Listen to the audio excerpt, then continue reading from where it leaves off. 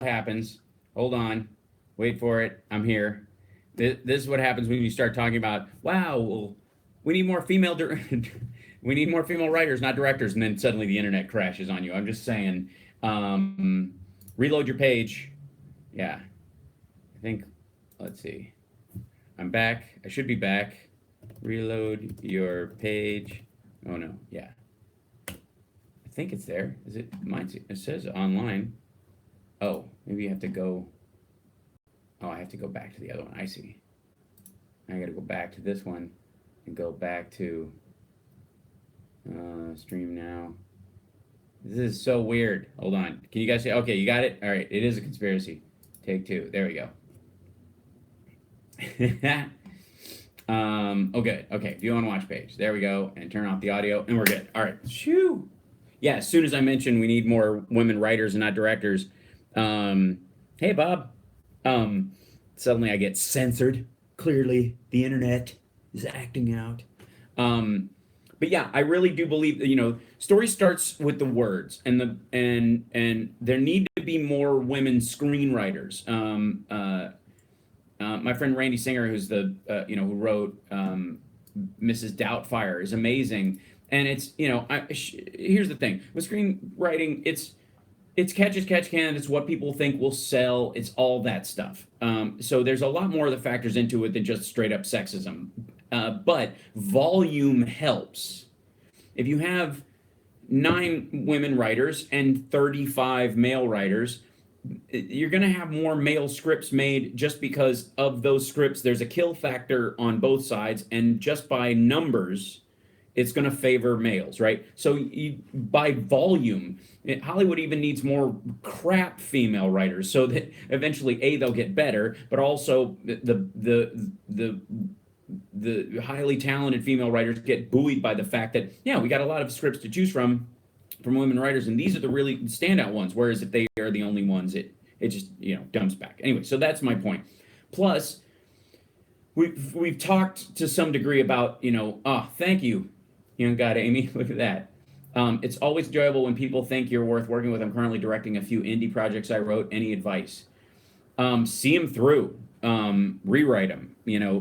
And understand that a lot of projects took forever. And the other thing is, there's everything from AFI to the New York Film Academy, all these little groups or whatever. If you have the means and the wherewithal to even take a minor class there, it can get the ball rolling as far as knowing people. The upside of networking, and this is a big issue with Hollywood,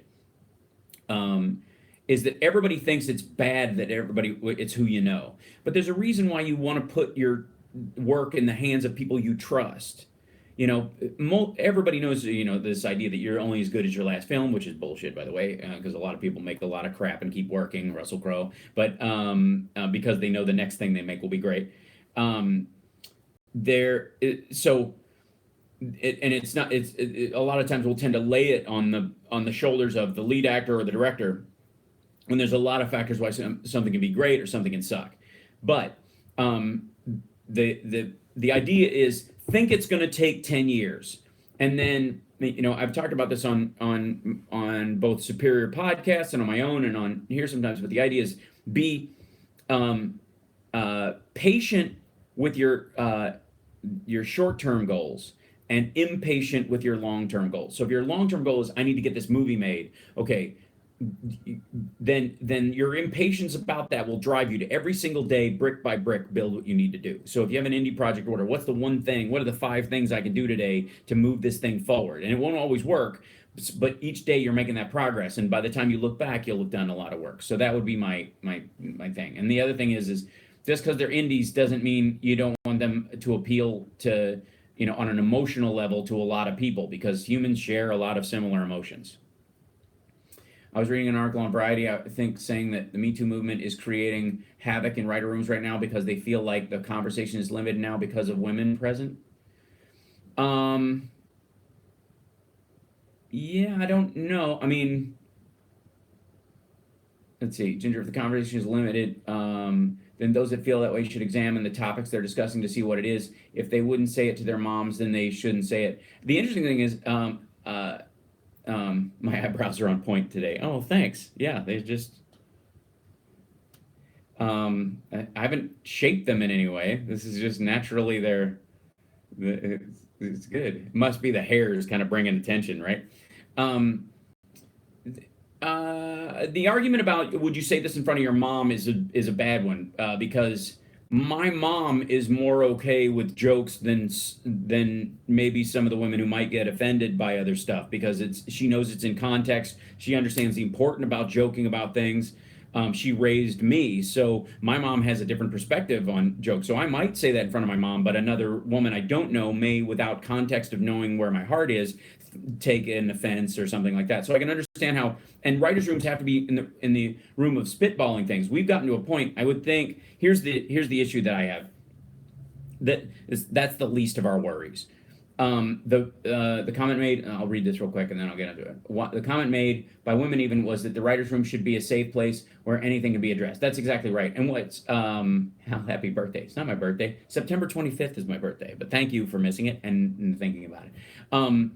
The idea being is that in a writer's room or around other people, you should be able to present character issues that are both flattering and not flattering to your characters. And unfortunately, what happens when you have a writer's room where no one wants to get offended or you don't want to say anything that's perceived as offensive is that you're never going to have fully rounded characters in that circumstance. You're going to be basically, that's a sitcom problem. That's where, like, should we tell this joke or shouldn't we? And there are jokes that I vetoed on Talk Soup, for example, that the women in the room didn't veto.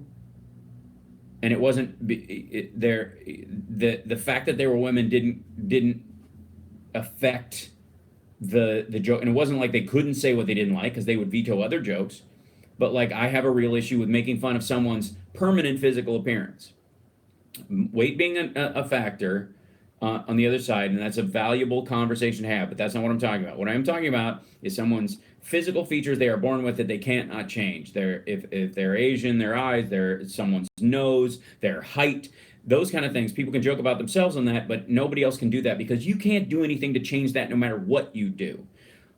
Weight may be malleable, and there are other factors involved. And joking about that again is a totally side issue. I'm not discussing that. What I am discussing is making fun of someone's permanent physical features. They would need surgery to be any different. And in doing so, I that's my hard line. I have a rule about that. I don't do that in jokes that I tell. Okay.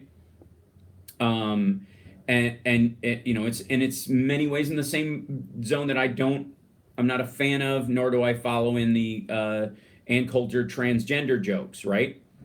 I don't play in that realm. I don't like it. Right. It's a principled thing that I have. I don't want to participate. None of the women in the writers' rooms that I've experienced have ever objected to those kind of jokes. So the idea that there was some sort of moral high ground that was guaranteed by having women in the room is a totally absurd conversation because human beings, male or female, either have principles they act on or they do not.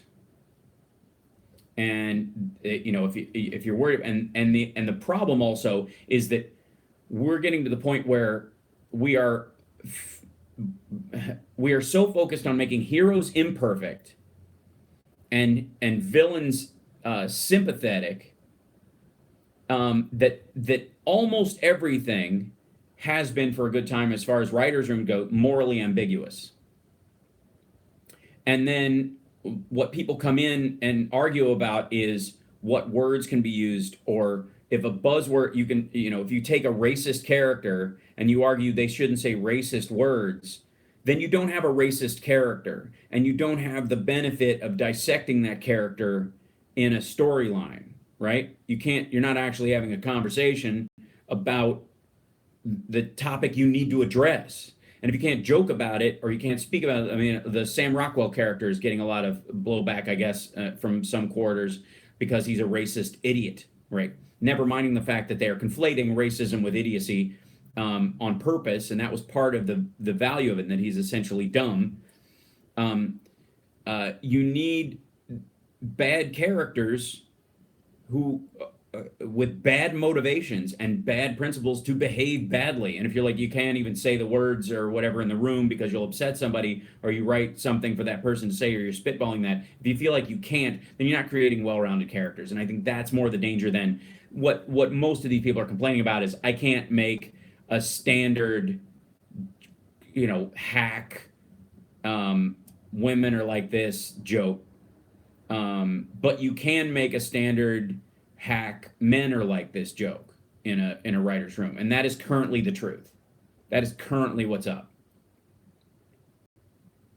Right now in writers' rooms, you can make all the men are dumb jokes you want, but you can't even suggest a woman is dumb. And that's not conducive to writing a realistic or well-rounded set of characters. You can't have a character who's an asshole suggest something bad about anyone in certain circumstances. You're writing lines for somebody. That's weird because I'm trying to make this person look like a bad person. The audience needs to know he's a bad person. So how are we going to know he's a bad person? By what he says and what he does, or what she says and what she does, right? That's important. And so in a writer's room, you should feel the openness to be able to discuss all these things and go, you know what? Let's make an awful person sympathetic is a reasonable thing to bring up in a room because there are sympathetic, awful people in the room. That kind of idea. There you go. If there's a glimmer of chance to pick up where Elite Force left, I want in. I've got fan fictions been working on. Add myself as a new character. Said anything to resolve the cliffhangers. I know the cliffhangers drive me crazy. Let's see.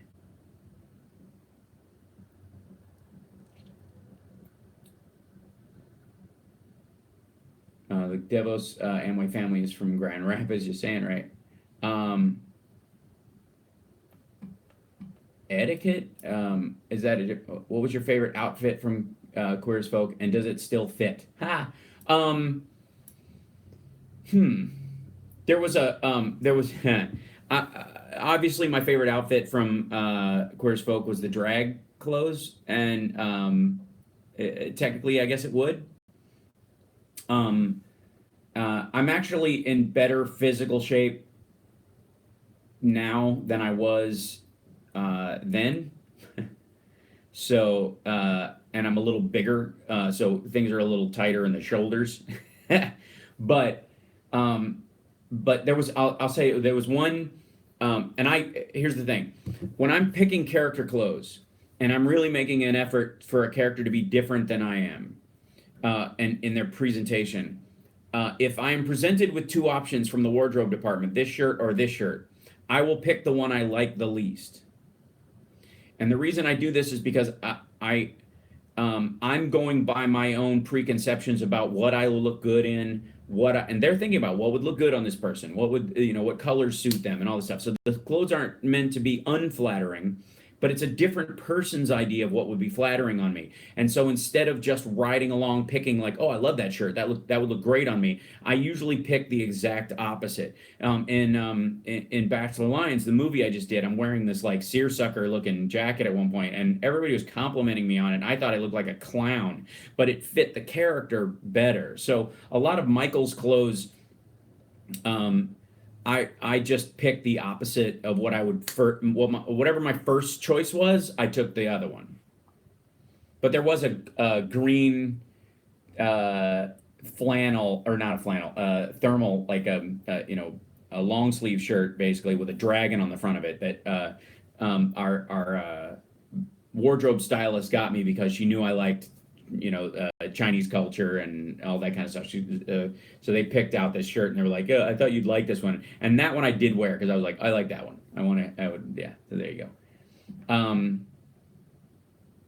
I did that for 10 years, Hal, and what the character would be in, right? What personality traits make a good leader, Hal? Well, I mean, technically speaking, make decisions quickly and change your mind slowly and be informed. Educate yourselves about every aspect of the job you're going to do. So like from my experience, directing on Lab Rats, for example, because I'd been an actor on that show, because I'd been an editor on other shows, because I'd been, with my sketch troupe, I'd done an entire pilot from, all the way through. I'd done all the props. I'd done, all the music cues.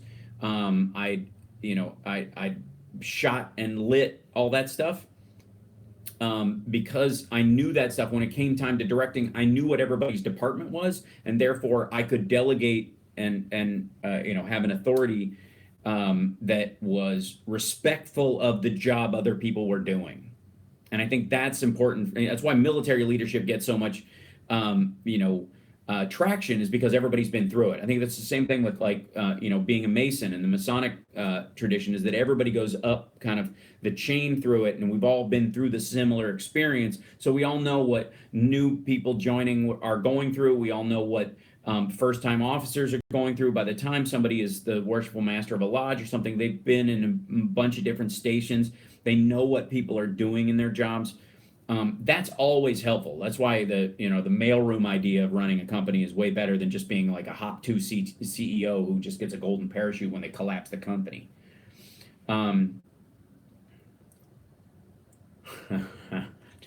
Yeah, Brad, too soon. Did they let you try on the suit in Spider-Man 2? No, it wouldn't have fit me.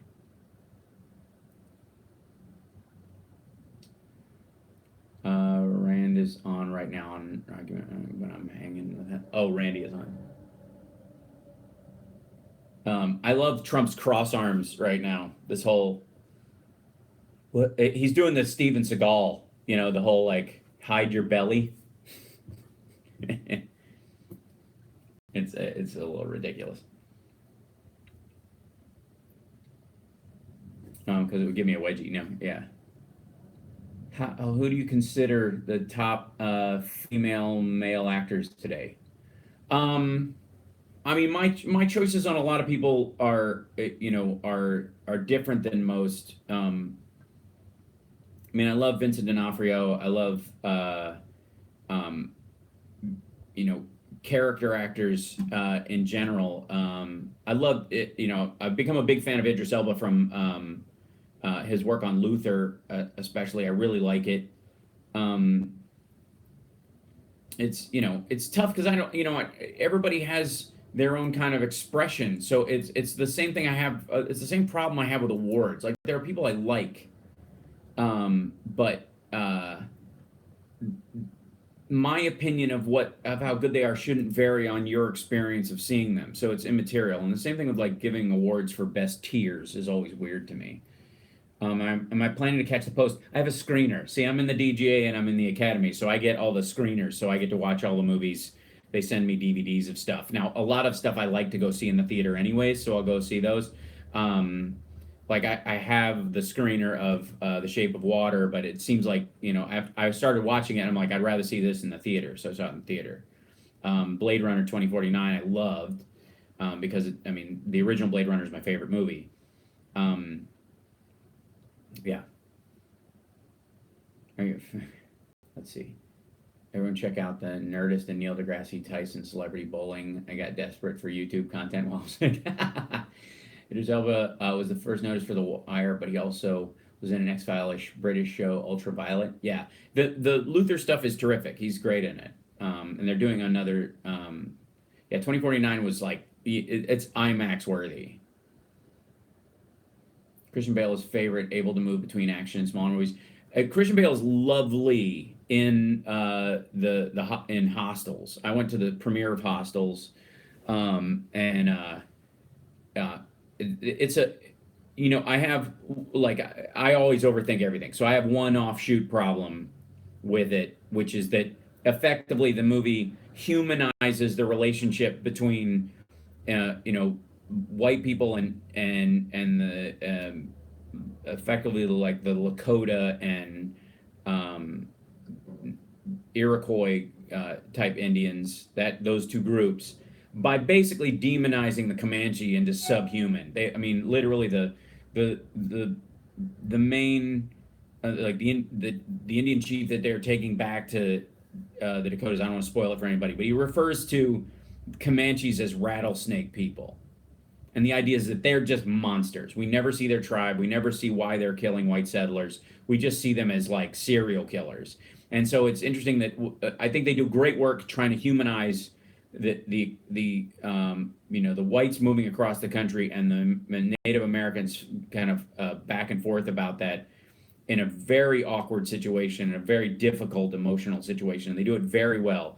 But the one way they do it is by creating a common enemy in the Comanche and making them basically inhuman monsters. I mean, they might as well be, a tribe of male only serial killers. And so, yeah. So that's, yeah, there you go. So I'm listening. All right, roll back. I loved Blade Runner 2049. It was a cinematic delight. Actually, Alexa in 2049 told Ryan Gosling's character how to stop her manufacturer from tracking him using common methods. That's true. Hal, I'm watching, listening to Hal on iPad and Randy on the phone in the background. No sound though. This will be the first MLK that Cherokee Nation will celebrate. Well, that's amazing. Any tips on how to get biceps like yours? I don't know. Are they? They're okay, I think. This is the new trick though. I don't know. Just keep at it. There you go. They need to make a movie on the Trail of Tears. Eventually. Be well. I love gamers. Enjoy your confirmation bias. Actually, I had to go to a different place even live here so I could join the right sect of Freemasonry for me. London is pretty sweet in DC. Oh, well, you have to be you can join Order of the Eastern Star. Do you have Signal private messenger app? Or it's supposed to be the best security wise. I don't, but then I don't really say much on my online or anywhere else that I'm afraid of anybody seeing. Really, like I don't text my security and my social security number to anybody or any of that stuff. So.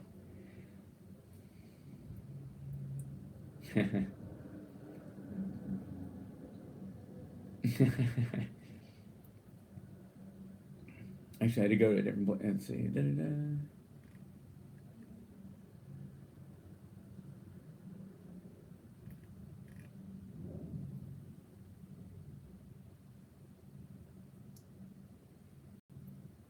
Sorry, it was the government coming out of me, right? Don't read the comment. Don't read this comment. Too late. Surprising flex and awesome. Thanks. I rejected the Eastern Star so I could learn the same thing as men do. I didn't join till you are learning the same thing the men do. You're just having a different experience of the process. How you do that chest muscle movement too looks a lot different from me when I do it. I bet. Don't tell them, Hal, that your social security number is 217-6789. You know what the funny thing is, King David Lane? I'm sure that's somebody's. Well done.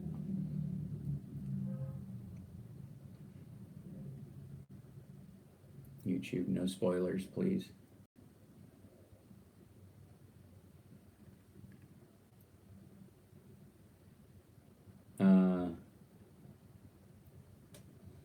PLL/FOUOKDL. I don't even know what that means, Julie. You have out internet lingoed me. What was your favorite acting role of all time?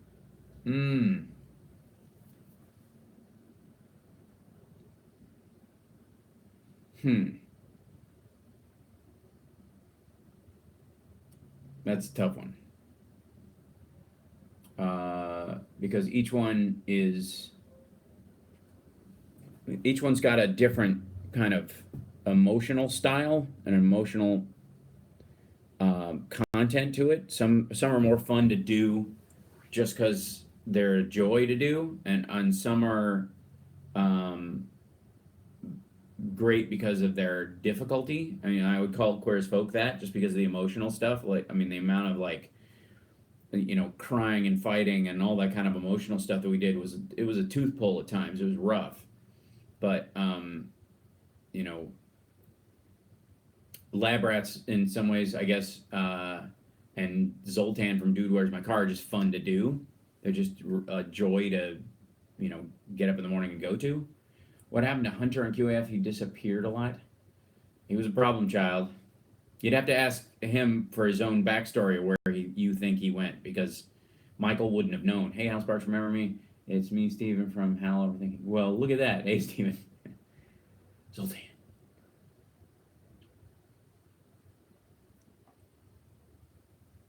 There's Freemasonry for women besides the Eastern Star without the G or with G in it. London won't take Eastern Star members. Right. Are you doing comedy club stuff? Please update your website. I will. I've only got one thing booked, I think, starting in March right now. We're waiting on stuff. I have his old tan t-shirt, prize possession. But yeah, we have the Zoltan t-shirts available now.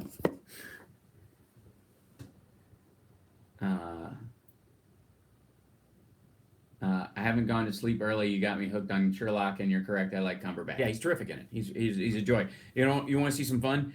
Go watch the online video behind the scenes of him playing Smaug the Dragon from the Lord of the Rings movies and The Hobbit, where he's just got sensors and he's crawling around a gymnasium floor. Awesome. The commitment level is amazing. It's very it's inspiring. I wear my SpaceX shirt to all my Silicon Valley orgies. Oh, Julie, you saw the Cumberbatch thing? Yeah, it's pretty great. I gotta say, you are one of my favorite actors. Oh, thanks. You're an awesome, funny guy, and it's really inspirational because it inspires me to write my own comedy. Please do, Brandon. More the merrier. I'm not one of these people who doesn't like competition in the industry. I think the width of experience that's important. I think nobody in stand-up's really competing against each other unless they're a hack. Everybody's got their own natural kind of point of view, but I like hearing everybody else's take. It couldn't be more important that people from varying backgrounds, speak as openly about their truth as possible. So yeah. Yeah, I saw the Elon Musk guy. He went to a party because he thought it was a cosplay party and then was like, what? And then he left. Bless his heart. Yeah, I heard the Musk story. It's no big deal. I don't care. I don't care if he even went to be there. So what else? A penis for what? How many women did he knock up? They wish. I need to get 2 more Zoltan shirts, but mediums. My mother ordered me larges, but the quality of shirts are over quality and don't shrink at all. That's true. I forgot his Falcon Heavy. Pull up this shit. Yeah. Zoltan forever. Absolutely. Julie.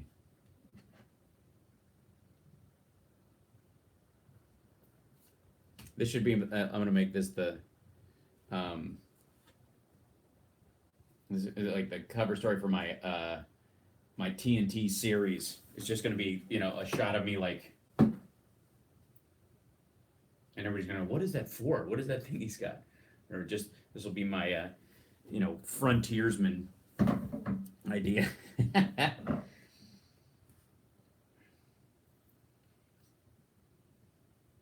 If you need help with your mailing project, I still have some free time. If I'm right, everybody should be receiving their patches in the mail. Walking Tall, the series, yeah. Walrus Tall. Wouldn't that be a very special Walking Dead? It would. Sorry, but Negan's a total weakling. Dude needs to put on some muscle. I don't understand. Like, nobody swings a bat that precisely if they don't have some meat on their bones. That dude is straight up skinny. I watched the show and I'm like, okay, I get where you're coming from, and yes, he's got crazy followers, but I like, in all these situations, I'm like, just shoot him. Just shoot him. Just shoot him. Like, what are you waiting for? Just shoot. Like, this is, okay, so this is one of my moral pet peeves. Okay, so you have these shows, movies, what have you. Daredevil was one of these movies where the hero is all through the whole movie chucking dudes off of rooftops and kicking them into traffic and just murdering henchmen left and right, just, in self-defense or what have you, and completely within, his moral right, I would suppose. But he's definitely killing and incapacitating and maiming, henchmen all along the way, like low-level, mid-level dudes. The whole way, they're getting it, right? And then he gets to the main bad guy, and you're like, I'm not gonna kill you. I stand for something. You're like, what? What? What about the? For all you know, that guy is holding all those guys' families hostage, which is the case in Negan, right? He's holding all those people hostage. If you just killed him, you go like, go get your families. Like it's done. What the hell? Like in that future, I wouldn't like. Oh, I I'd be the monster with the walrus bone, just looking around. There, Negan, whatever.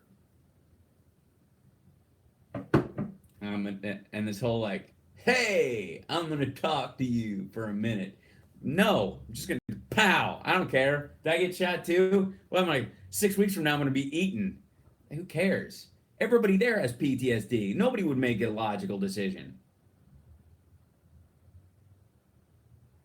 Oh, I would totally. They have to prolong the show. Fine, but prolong it with real villains and real circumstances. It's okay. It's possible. Like we don't have to have the governor, then Negan, then like every time we meet, there's some like maniac dictator.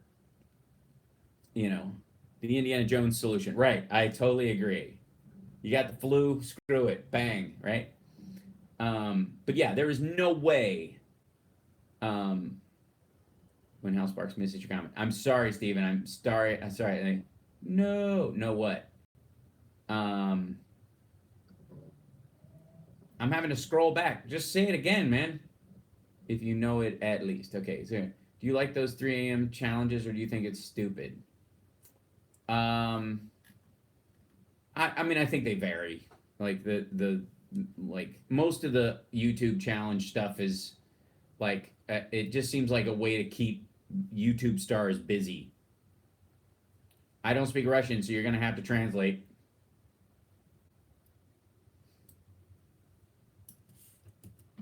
I have to put up a Russian translation window on Google. Is that how it's gonna be?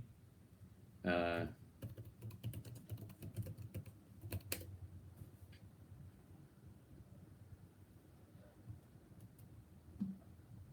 can you not tell what?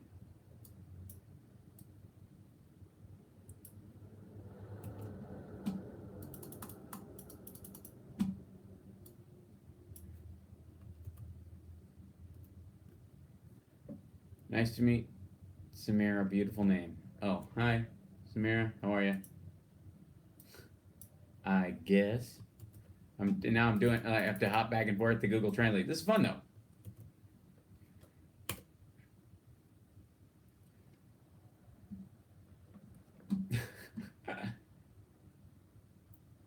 Well, all right. I'm sorry you don't like your name. Uh,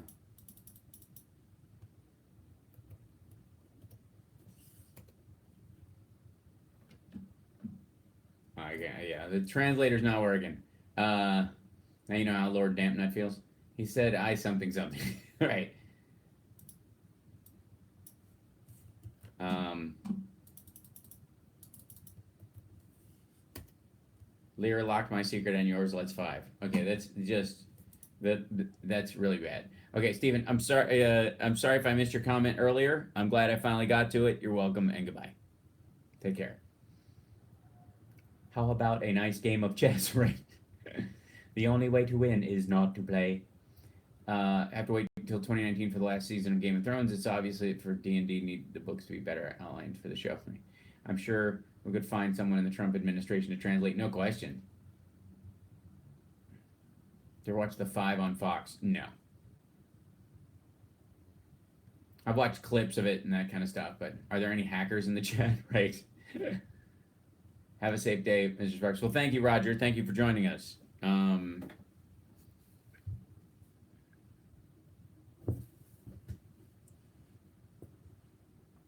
Deborah Moore says, okay.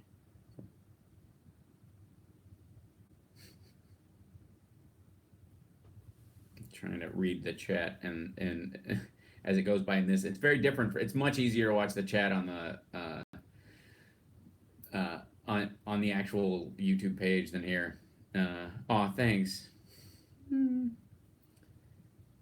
They get a little squinty when I smile. I got a very Steve Martin smile, so I try, like when I'm on red carpets these days, I'm so trying to like not smile as big so I don't squinch eye. What you doing this weekend? I have a show tomorrow, as you well know. I have meetings actually. I have two business meetings and some stuff I can't talk about. And hopefully my girl gets to come out at some point, or I get to go there to Vegas. Crow's feet look good on you. Thank you, Brad. I appreciate it. I like crows. Pinewood Derby for Scouts for me, then hiking and lunch. I love the Pinewood Derby. I won the Pinewood Derby when I did it. My dad worked with me on my car, but he was great. He was like when we built the car, he would question me about, okay, where do you think the weight should be balanced or positioned to make it faster, that in the back or in the front? What'll it do? Da da da. And so we ended up carving that out of a lighter wood base and then putting washers in it to balance the weight forward slightly, but keeping it relatively even so that it would zip down the track, and I won. There you go. I love your haircut and beard. Well, thanks, Super Tricky Gamer. Right on. This is a new look for me, so it's taking some getting used to. It's for work, so yeah. Hal, have you actually seen every single episode of the Lab Rat series, or did you miss some? No, I saw them all. Yeah. Fight Club is the origin story of the Joker, yes. Yeah, that's interesting. I do have a problem within Suicide Squad that they had this secondary storyline about how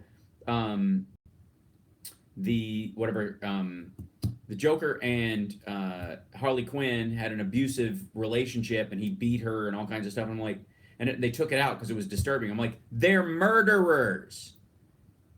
Why are you trying to make them more likable? They're murderers. Do you understand? They kill people, lots of them. So why are you worried about the fact that they beat each other? You out of your mind? That stuff needed to be put back in my opinion. Seriously, the Russians are having a great conversation here. I feel like this is election day 2016. Are you a cursor? No. You cannot enter me into a digital text and use me as your point for continuing to type. You mean, do I curse? Yeah, watch Charmageddon. It's available on my YouTube channel.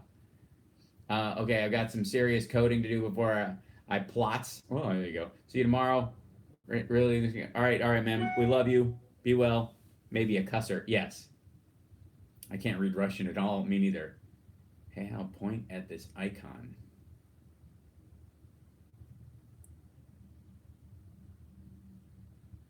Is that better? All right. Let's see. How? Are you still playing D&D? Yeah. Well, I'm waiting for Jason to set up a next game. We're all excited to do it again. I've ever played the game Walking Dead. I have. Yeah. I'm not a fan. It's it's my same problem with The Walking Dead that I have with The Punisher in a lot of ways. It's like everybody's in friggin' therapy now. Like, I'm sorry, but like the long walks and conversations in an emergency annoy the shit out of me.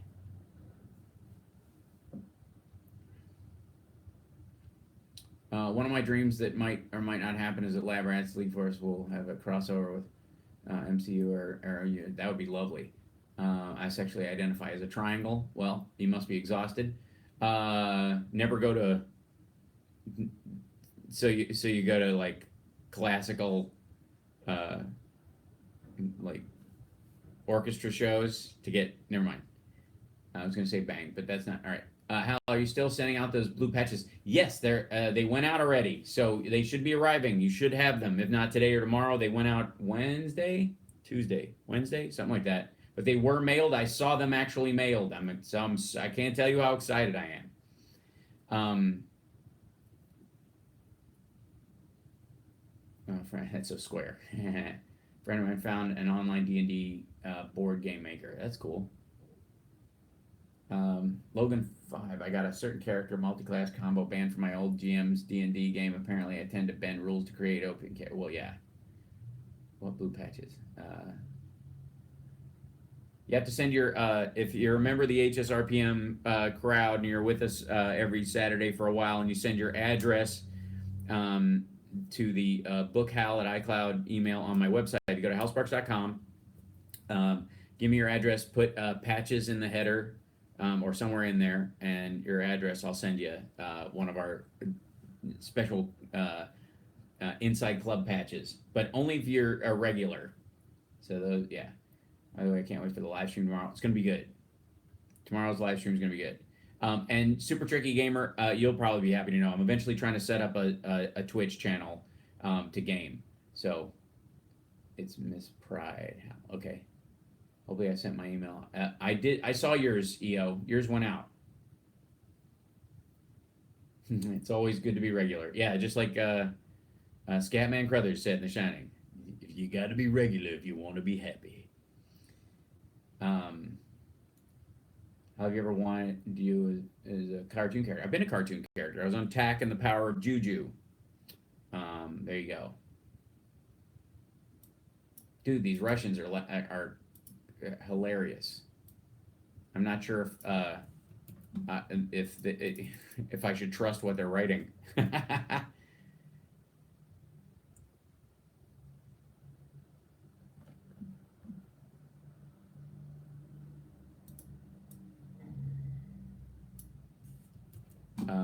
Shit, I'm punishment for that. Okay.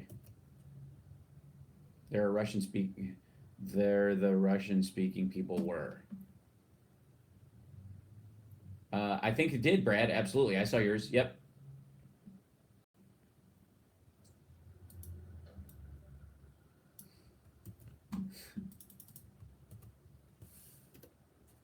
You're jealous? Am I? Russian people? What am I jealous of? That you can speak Russian and I can't? Or are you talking to each other? I have to translate all the different things.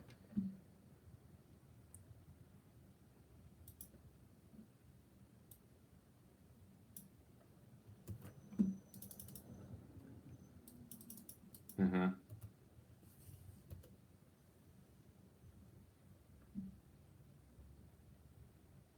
Wow. Well, you sure are swearing a lot, Russians. I don't know what you're actually saying because the Google Translate is making hell with your grammatical organization. Gotta go eat now. Mom is making potatoes. Yeah, it's lunchtime. I gotta go. Pewter sucks. I'm Russian. Tommy. Well, Tommy, tell me what the heck they're saying because the Google Translate isn't working. How long have you been on WCPT? Can you remember? I think 5 years. Time to boot. I think I agree. They're talking to each other. I know, which is the thing that worries me. So, and you guys, hey Russians, you guys want to actually speak English for us? Do you want to join in the conversation, or are you just using this as a ride along? Hmm.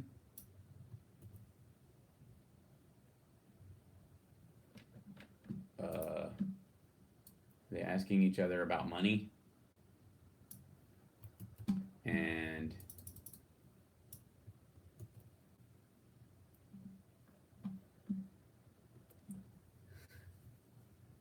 all right. Time out. Time out. There you go.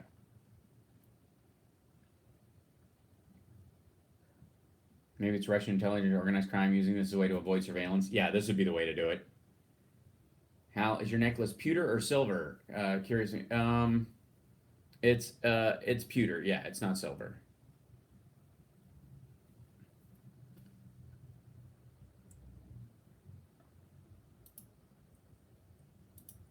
Pink.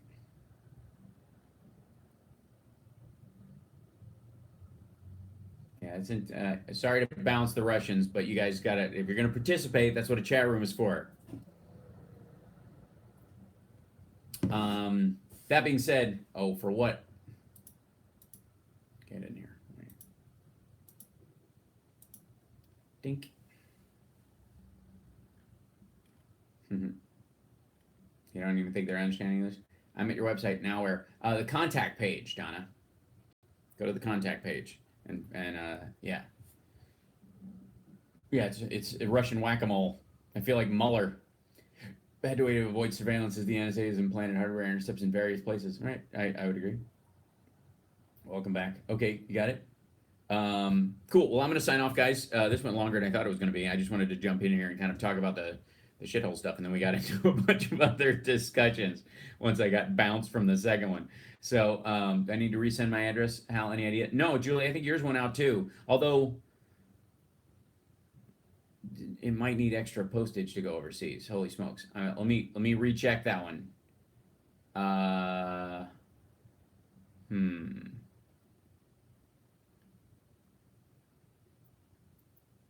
Yeah, I make the blue patch list. Yes, you did, Jude.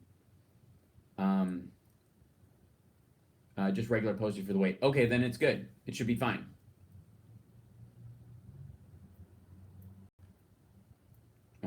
When will you be on Stephanie Miller's show again? I don't know. I'll ask her this week. It's an APO. Yeah, I think that's what it was sent to. Um, did you catch Mattow's list of resignations? Yeah, the ever-growing list of resignations. We'll talk about that a bit tomorrow. I don't want to preempt tomorrow's show too much, but yeah, it's pretty good. The post office should have waited and told you if extras are needed. Yeah, it didn't.